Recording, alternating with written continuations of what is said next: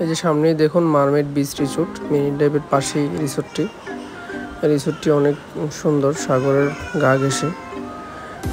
Marine ড্রাইভের পাশেই আসলে রোডের পাশেই সাগর ঘেঁষে, রোড ঘেঁষে অনেকগুলো রিসোর্ট আছে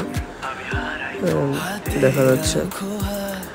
তো মেরিন ড্রাইভে এই সামনে দেখা যাচ্ছে নীলিমা রিসোর্ট।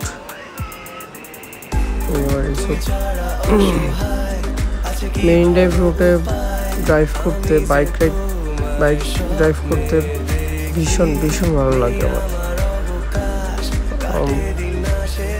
এক পাশে পাহাড়, তারপর রোড, এক পাশে সাগর, অন্যরকম আসলে একটা ফিলিংস।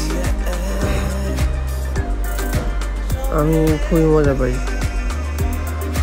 আর রোডের পাশের এনভায়রনমেন্ট, রোডটা প্রায় সময় মোস্ট অফ দ্য টাইমই ফাঁকা থাকে, মর্নিং টাইম আর ইভিনিং টাইম ছাড়া। আর এই রোডের একটি বৈশিষ্ট্য হলো এখানে হচ্ছে যে কোনো লোকাল যানবাহন চলাচল করে না, অনলি প্রাইভেট গাড়িগুলো চলে। সেই জন্য বাইক রাইড করে খুবই ভালো লাগে। তো এটা হচ্ছে অবস্থা। আমি তো উখিয়া থাকি, জব পারপাস। যখনই উখিয়া থেকে কক্সবাজার যাই তখনই আমি most of the time marine drive দিয়ে যাই, কারণ মেরিন ড্রাইভ দিয়ে বাইকে যেতে আমার কাছে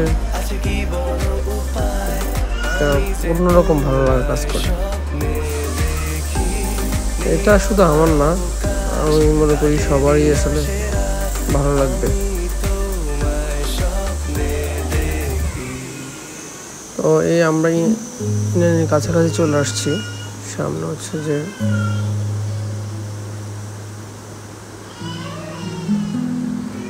ইনানি, একটু দূরে সামনে সালসা বিচের পরে ইনানি বিচ। এখানে দেখুন হাতের বাঁ পাশে সামনে একটু গেলেই মাওলি রিসোর্ট।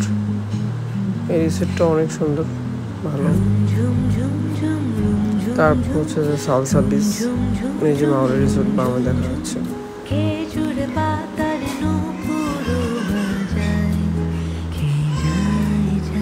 তো এটা সালসা বিচ। এখানে অনেকগুলো রেস্টুরেন্ট আছে। প্রায় সময় সন্ধ্যাবেলা, বিকালবেলা এগুলোতে, সন্ধ্যার টাইমে, ইভিনিং টাইমে এগুলোতে বসতে অনেক ভালো লাগে। যখনই আমার মন খারাপ থাকে এখানে এসে বসি।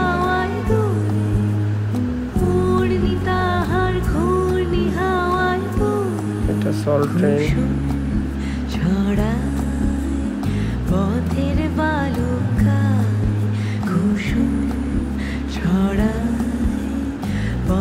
সালসা বিচ, এখান থেকে ওই যে দেখছেন এই ব্রিজ করে হেঁটে ওইদিকে ঝাউবন এবং বিচে যাওয়া যায়। অনেক মানুষ আসে এখানে।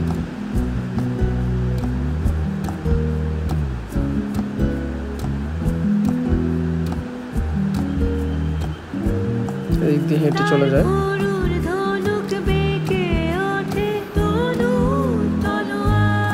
তো আমরা এখানে স্টে করে দাঁড়ালাম।